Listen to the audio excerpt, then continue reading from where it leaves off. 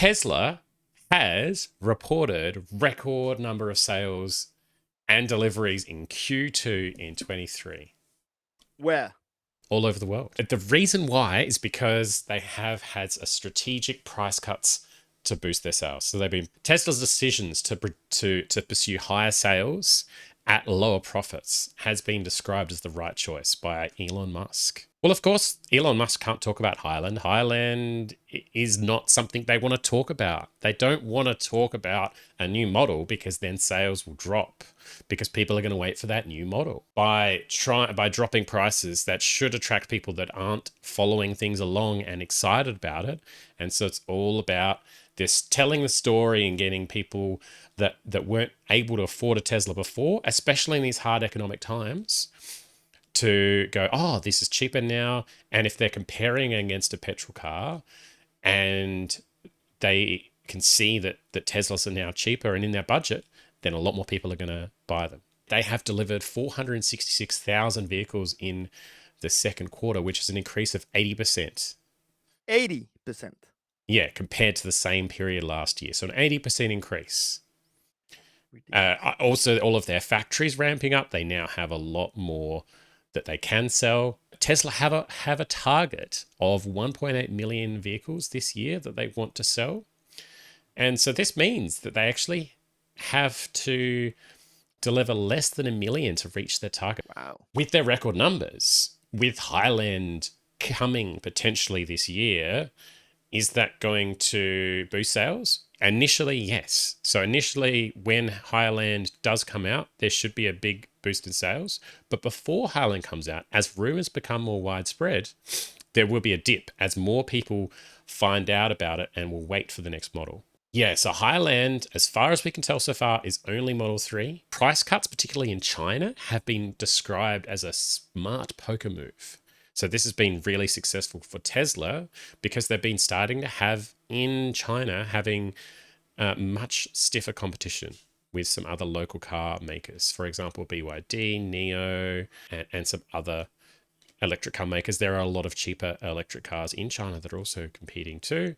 But at that more expensive level, that's where they're competing with Tesla. But despite the economic situation, increased competition, higher borrowing costs, Tesla has still continued to cut its prices. Also in April, Musk stated that the company does not plan to stabilize the vehicle prices, even though the repeated price cuts have impacted their profits. So it doesn't look like they're going to be raising it. Yeah, so is this them getting rid of inventory for Highland? Is that what's happening? And is that a great strategy to help them move it? And then if they are going to move a huge amount of inventory for Highland and then Highland comes out and they get an even bigger boost in sales, then there's going to be a very large sales year and some records at the end of this year for Tesla. Would they raise their prices then?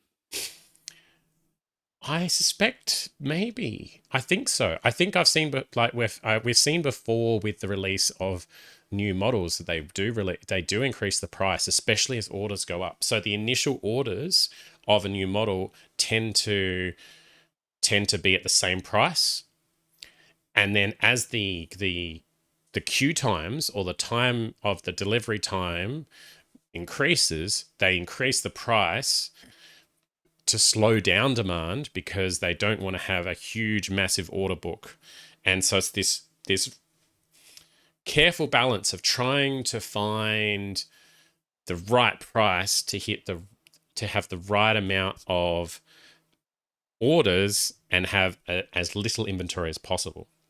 So publicly, Musk has stated that Tesla's not starting a price war, especially in China, but instead they're trying to lower prices to enable affordability at scale, which is very much Tesla's mission. And again, Musk can't really talk about Highland publicly, but this is a good message to say that Tesla is really attempting to have compete with petrol cars. We want all cars to be electric as soon as possible, and by having affordability and having more affordable EVs is the way to go.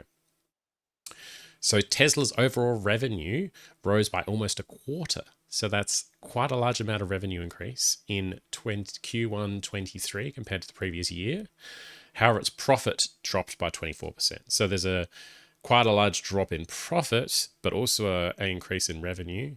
Stock price has been going really well. I think a lot of these moves by Tesla have been applauded by investors, and overall, very excited that Mhm. that Tesla is going to be selling more units.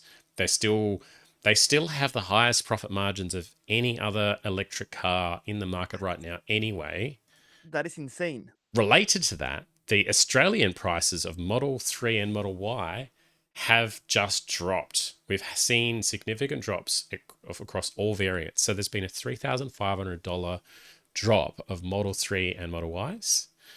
So Model 3 rear wheel drive in Australia is now $57,400 before on road costs, which is the cheapest it's ever been. Super exciting. The other one is the Model Y rear wheel drive is now $65,400. And that's also the cheapest it's ever been. The key bit here that's really important is that it's now eligible for a bunch of state subsidies. Queensland, with their $6,000 subsidy, that is a very cheap car. A lot of people were looking at the Model Y and wanting to buy it, but they weren't able to get the subsidy, and now they can. So a lot of the leaks that we've talked about for Project Highland before have talked a lot about things that we've been removed or simplified about the design, which should reduce the cost, either removing certain radar or modules. So this means that when they do introduce and start selling Highland, their profit margins should actually go up if they're selling them at the same price, which means that, yeah, this could also mean that they're getting ready for this new refresh model to be a cheaper cost to produce. And that's also really exciting as well. We're definitely seeing economy of scale here. The more units they sell, their price per units will drop. And having some huge changes in how they manufacture their vehicles, say with Project Highland, I think is going to result in some even bigger price drops down the road, maybe later in the year, next year, etc. So this is really exciting. But for now, it's a really affordable time, a really great time to get yourself a Model 3 or a Model Y in Australia. And with 2023 being the year which is the best year in sales for EVs to date, these large price cuts are expected to further boost growth and bring tens of thousands of new EVs in Australian roads in the coming months.